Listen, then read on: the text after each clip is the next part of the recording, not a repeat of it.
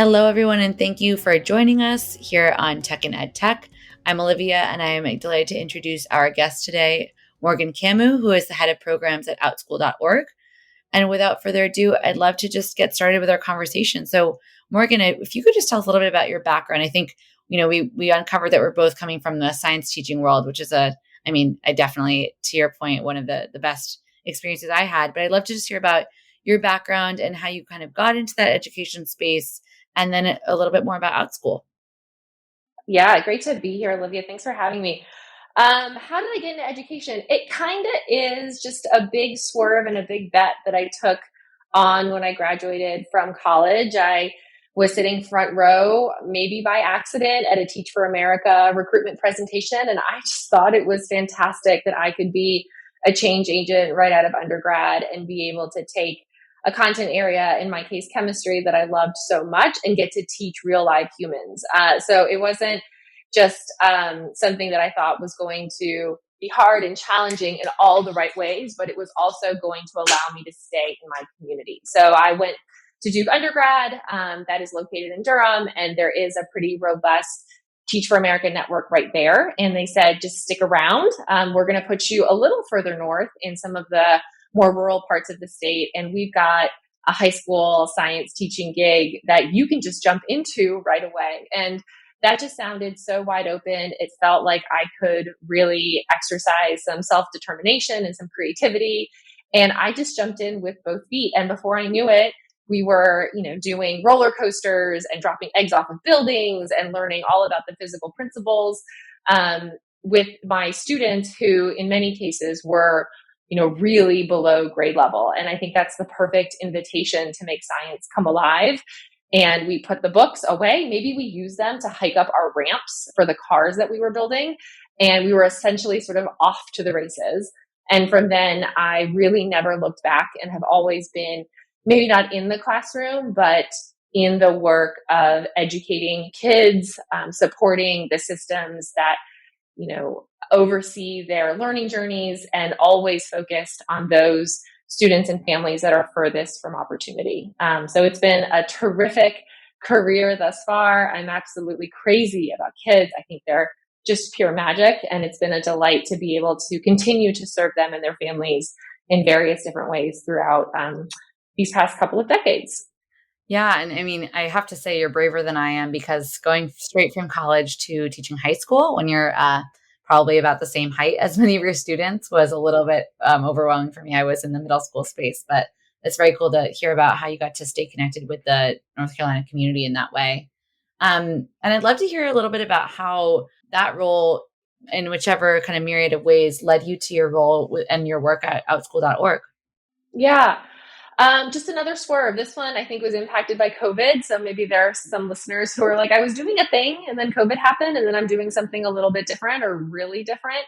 I have always been pretty close to schools historically. So schools, school districts, running programs that are in traditional brick and mortar school systems. So before I joined outschool.org, I was the chief academic officer for a program of dual language immersion and global education, but we were in school. So I worked day to day with teachers and principals and superintendents, people who were formerly in the traditional learning space.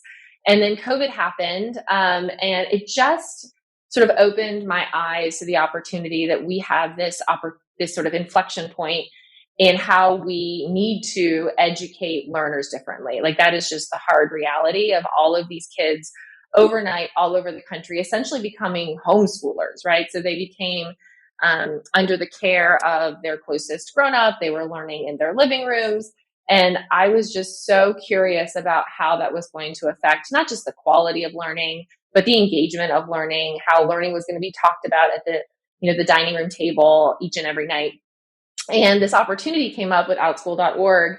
And I thought, let me see if there's something here where I can be on the ground level of a startup that is sort of starting in these existential times. So outschool.org is not where we started 4 years ago. Where we started back in March of 2020 was essentially a response to the pandemic. So the founders of outschool.com had the foresight to know that, yes, all of these kids all over the United States are becoming homeschoolers, and many of these kids do not have the means to be able to pay for the supplemental education.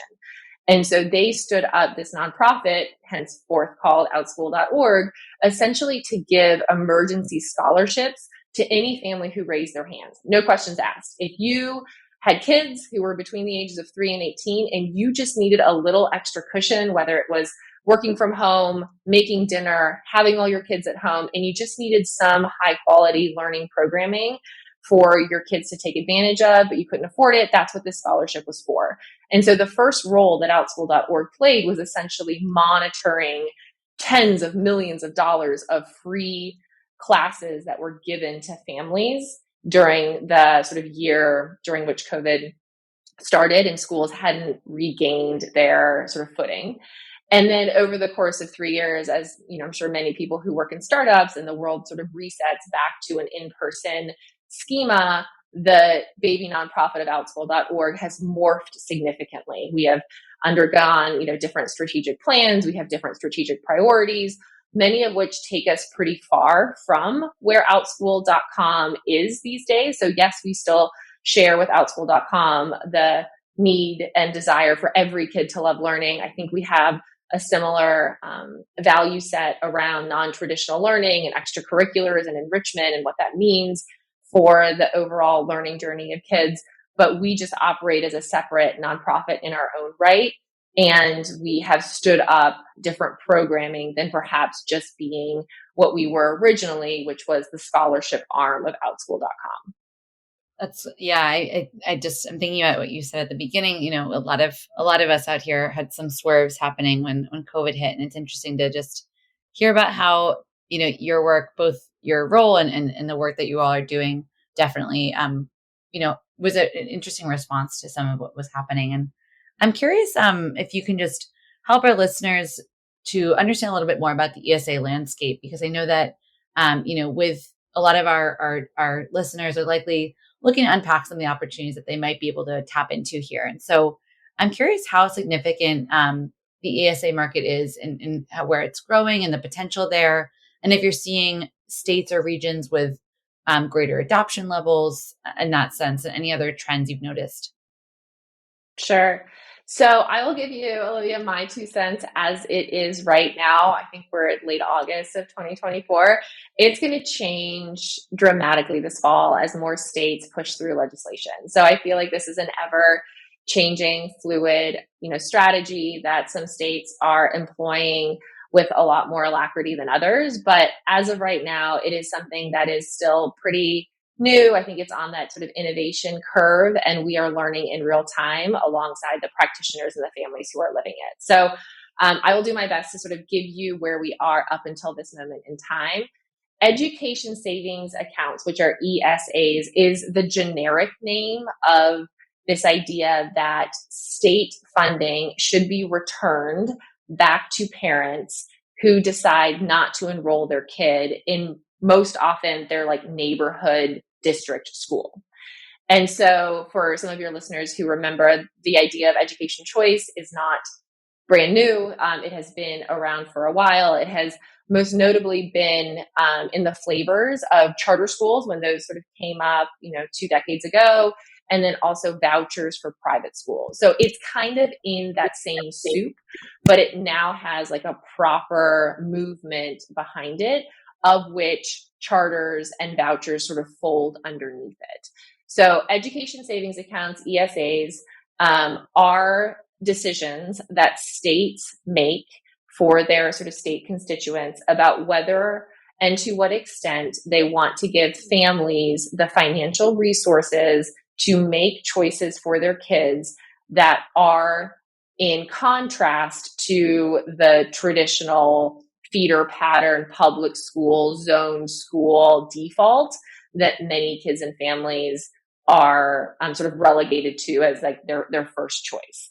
So it has become a pretty large groundswell. There are some states that have been doing this for, a while. Arizona and Florida sort of come to mind. They've been doing this for a number of years, but it has been, I would say, in the past 2 to 3 years, that the number of states getting colored in as ESAs has grown exponentially. So much so that I would say, and I don't have the numbers off the top of my head, but it's roughly a third of states have some type of choice option written into statute that different groups of families can take advantage of.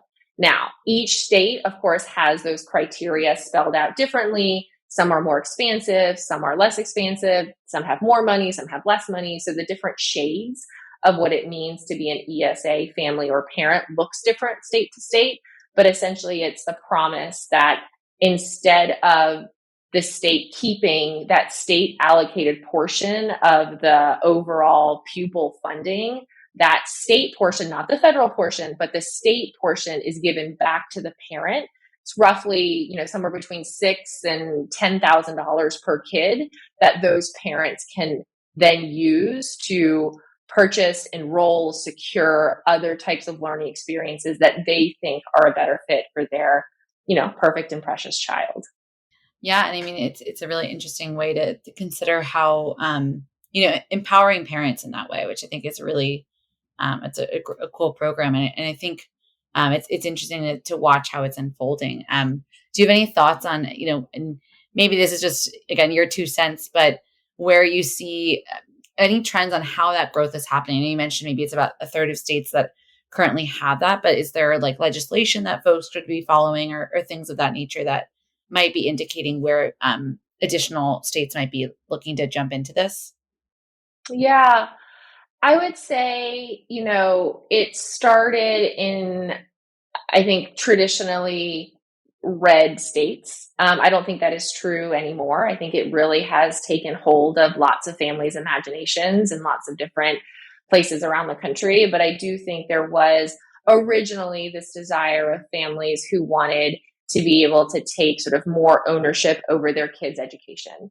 And so you already had those families even before ESAs properly came on the scenes. You had families who had vouchers, you had families who homeschooled. But I think COVID kind of knocked everything open, where now there were more like sort of colors to add to the rainbow. You had micro schools, you had pod schools, you had words like unschooling and nomadic schooling and world schooling. I think parents during COVID were given a lot more insight into the quality, rigor, affirming nature, alignment of their kids' education. And I think parents also, in many ways, benefited from a more flexible work environment. And so I think those values, those principles may have, largely affected parents and being like, okay, COVID opened up this sense of possibility. We can work and live and play in new and hybrid and virtual and smaller and non-traditional ways. I'm going to, raise my hand, raise my voice, and see if my city council, my state's representatives can also bring those policies here so that I can not just have the choice, but also the financial resources to make those choices. Because maybe I now have a work or a work life, environment that affords me more flexibility. And I really want to bring that all the way down to the way my kids experience schooling and learning. So I think COVID absolutely accelerated it.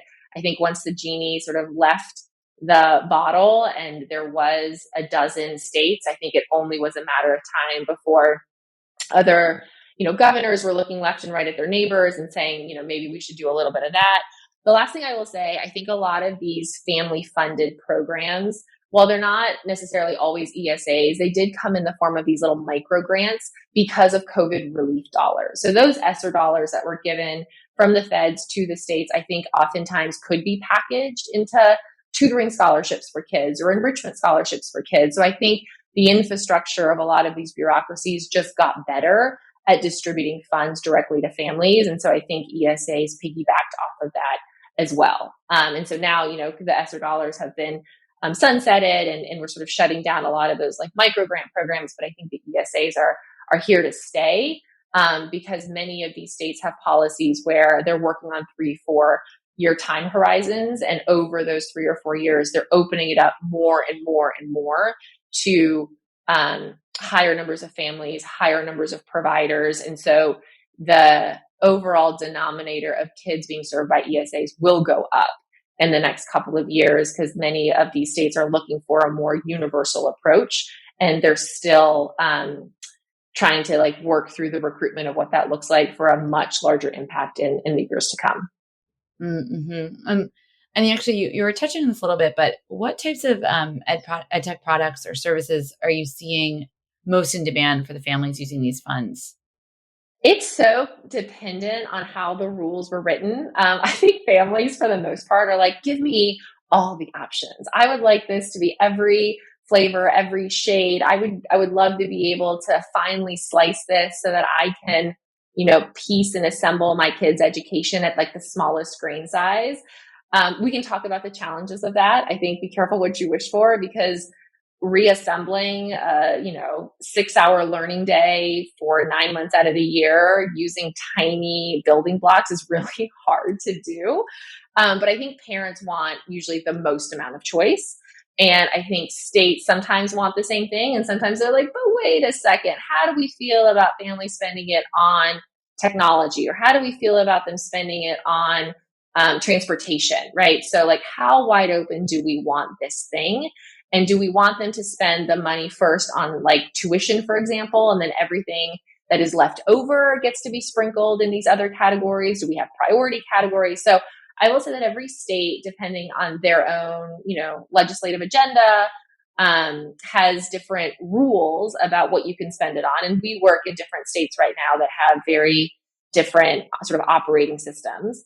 But I will say, because all of our work deals with families, it's pretty clear that families are looking for more than just, the equivalent of private school tuition. Like, I think there are some families that will take the funds and just want to finally be able to afford that school that was out of their reach economically.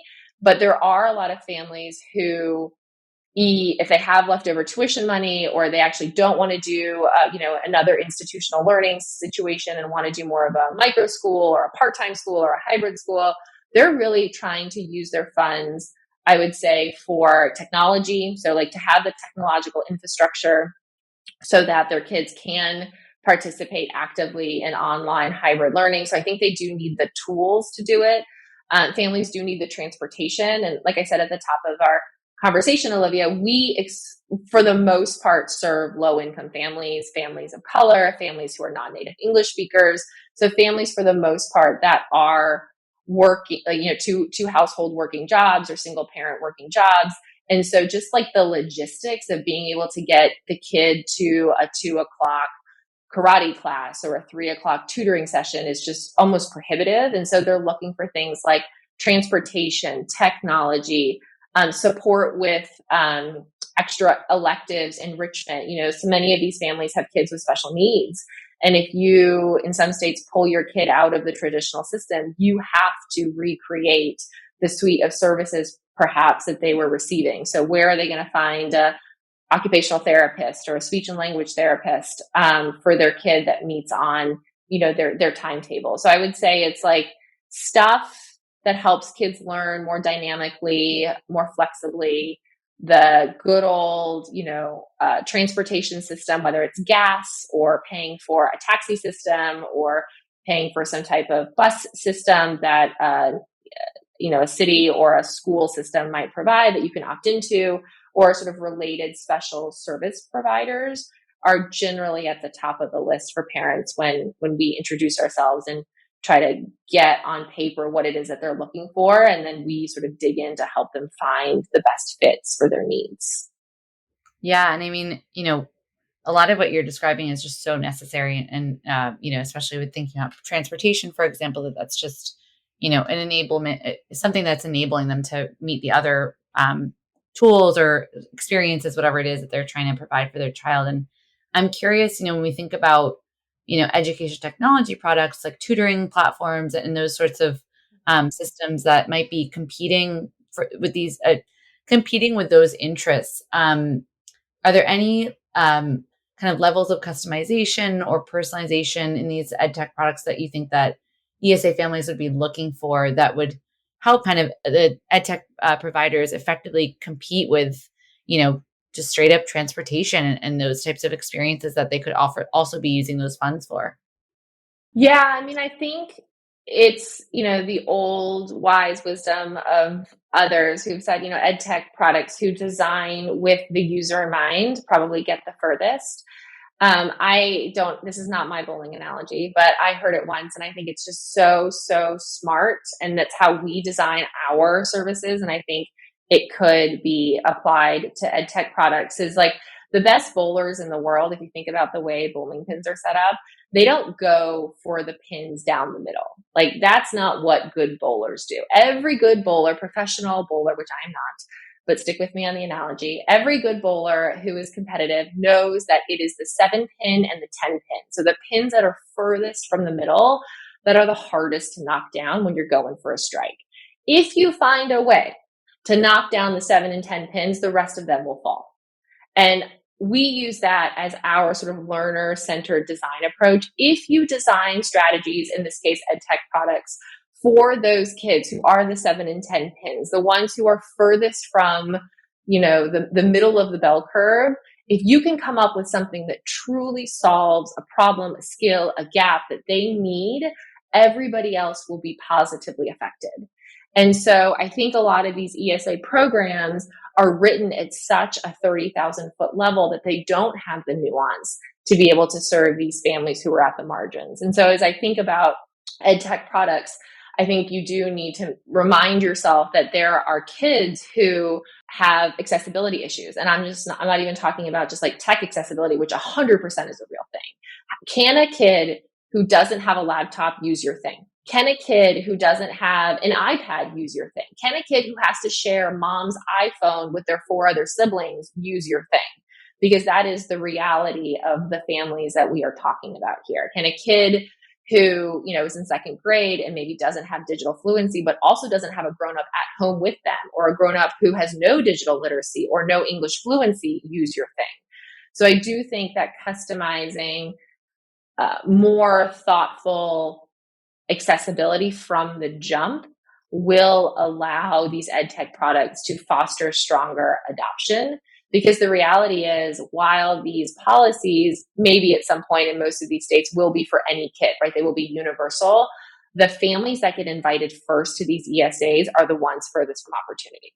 So, like if you look at, state statutes in many of these states, it is families who are X% of the federal poverty line. They are families who are already attending the state's lowest performing schools. It is families who have a kid with an IEP. So these policies are starting with the most marginalized families, the families who have been most underserved, and they are looking for EdTech products that meet them where they are. So I think if any, sort of EdTech founder, EdTech, software design team is listening, start thinking about how your product, which may have been customized for a upper middle class paying family, might need to be adapted, rewritten for the user that is coming with these ESAs. And I think that would be a good place to start. That's really helpful. And I've never heard the bowling analogy, but I definitely have and also need to maybe try bowling again, because I'm not very good. But I now feel like you've unlocked the secret there. So that's really cool. And I think that, those are the kids that are hardest to reach. And I think there's a lot of products out there that are, touting really great success rates for students that are already performing highly. And so it's really thinking about getting all of the kids to really be improving their academic achievement and academic confidence and all those pieces. And on that note, how do you feel that EdTech companies can really ethically market their products to these kinds of families that are using the ESA funds, really so that they can ensure that they're adding real value and not just kind of capitalizing on this growing market? It's such a great question, and I think there are some safeguards in place. So the way a lot of these ESAs are set up, so our team at outschool.org offers the navigation services to the families, right? So you come to us and you say, I'm looking for all sorts of things. I'm looking for a tutor for my kid. I'm looking for the best private school for my kid. I'm trying to figure out how to get them the services that they need. And we provide the coaching, the support, the intervention so that you, family member who have a million other things going on, have the information so that you can confidently assemble your kid's new sort of learning reality. So we are sort of family facing in that way. There is another key stakeholder in the way that ESAs work, and they are called the digital wallet providers. They're essentially the bank that holds all of the family's ESA dollars. And so, these folks are the ones that make sure that the vendors are approved, that payment is going through, that parents are, spending the funds on things that have been vetted, so that if you are an ed tech, vendor on the marketplace, that you have gone through some type of screening system to make sure that you fit the spirit and the rules of what this ESA is all about. So there is an entire sort of back end supply marketplace that is overseen and managed by these digital wallet providers. And they do, that is heroes work. Think about how many tens of thousands of families buying how many hundreds of thousands of things at any given moment. And they just have to make sure that everything is safe and secure. There's no fraud. Everything's sort of on the up and up. But I think as you're talking about ethical marketing and these products, I do think there is like a gate in which these ed tech products are invited to these marketplaces. And then I think that so many of them are run on like bundled packages, or they're run on like automatic subscription renewal cadences. That, just being able to have a real, honest, plain spoken disclaimer conversation, something not buried in 30 pages of terms and service, tiny font, letting families know, like, if you don't like this, if it isn't for you, there's sort of a no hassle, easy way to unsubscribe.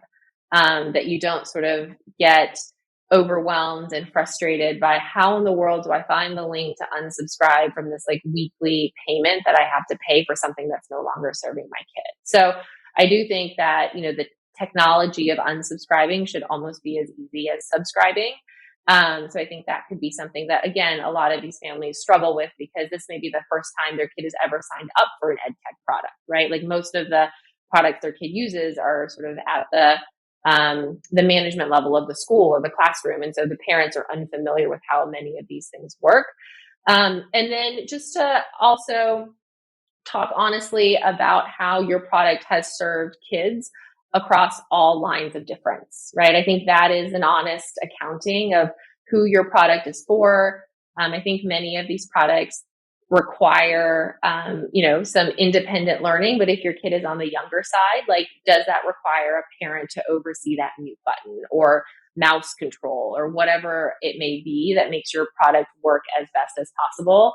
So when you have something that is in the hands of a tiny human, be honest about the level of supervision and oversight that is required from a parent, so that they feel that they're set up for success. Because the worst thing any parent knows, that your kid is so excited about this thing, using this app or tool or game or whatever it is on their computer, and the learning curve for the parent is so high that everyone ends up in tears, right? It's a miserable experience.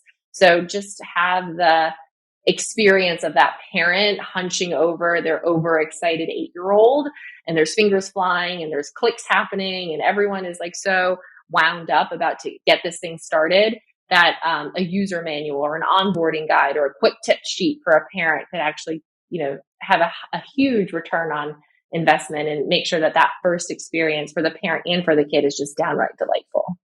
No, I think that's great. And just touching on the unsubscribe feature, I wish that all products were like that. But I think like the other piece you're mentioning, that just being upfront with what the parent involvement is a really great idea, because parents, might want to be mindful of are they choosing the product because they don't have time to sit with their kid for that specific subject, or because they don't have a lot of expertise? Is it that they are happy to sit with their child, but they don't know that subject matter? It's just a lot of different pieces. And I know a lot of products these days are intended for students to use on their own, but might require a little bit of onboarding essentially. And so I think that that's a really great point to have upfront explanations there, and, benefits can outweigh the slow onboarding time. And so it can be worth it, but just being upfront about that is a great idea.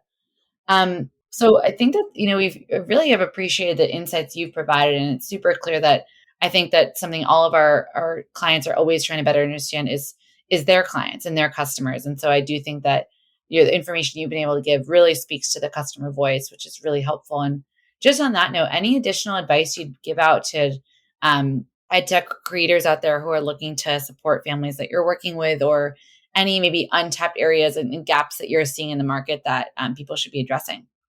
I think that, there was a time in the sun, I think, for a lot of this online learning. I think what we have seen from families is that what was a necessity because of COVID and all of the virtual experiences that just had to be because the world just felt a little bit too unsafe for many families has slowly lightened up. And so if you think about a family who is using their ESA funds and they're homeschooling, they may not want necessarily to have all of their electives enrichment on these EdTech products. That there is a real desire for families to be out in the world and for their kids to be in community, in place-based, community centers, libraries, parking lots, gymnasiums, you name it, where they are in the learning experience with kids of their own sort of affinity or age or what brings kids together around a common love of something. So I would say that, if you are purely an online provider and you're like, but we don't have a thing, we don't run in-person basketball. Like that's what the YMCA does. And I'm an ed tech product. Like, how am I going to teach a kid how to swim? Like, yes, of course. Like, don't feel like that is what I'm saying. But I do think that if you could structure your ed tech products around kids enjoying the experience together online, I think there is value in that. So we've had families who certainly could sign their kid up for Duolingo or sign their kid up for a coding class, but there's something just a little bit more wonderful when those kids are in those classes together, right? So week after week, those kids are building relationships. They're talking to each other. They're working on critical thinking. They're working on collaboration, communication, all those really important SEL skills, but they're not doing it with strangers. They're building community online. And maybe it's these kids are logging on from their different living rooms, their different homes, or maybe there is a private public partnership where these kids could come together in a community center and do that online learning while they're sitting next to each other. We were getting that feedback from families, which is like, yeah, sure. Like I have the infrastructure now where my kid could, log on and take a coding class or, have a tutoring session.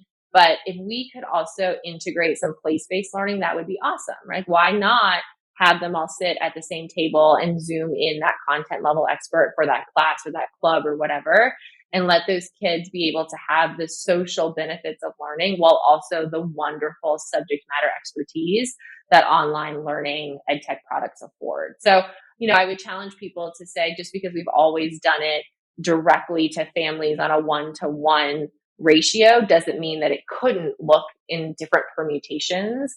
And I think that it would allow both the experience of online learning, which is so flexible and personalized, with also the social benefits of having kids, rub elbows together and be able to look each other in the eye and work on something collaboratively, even if that project is an online project.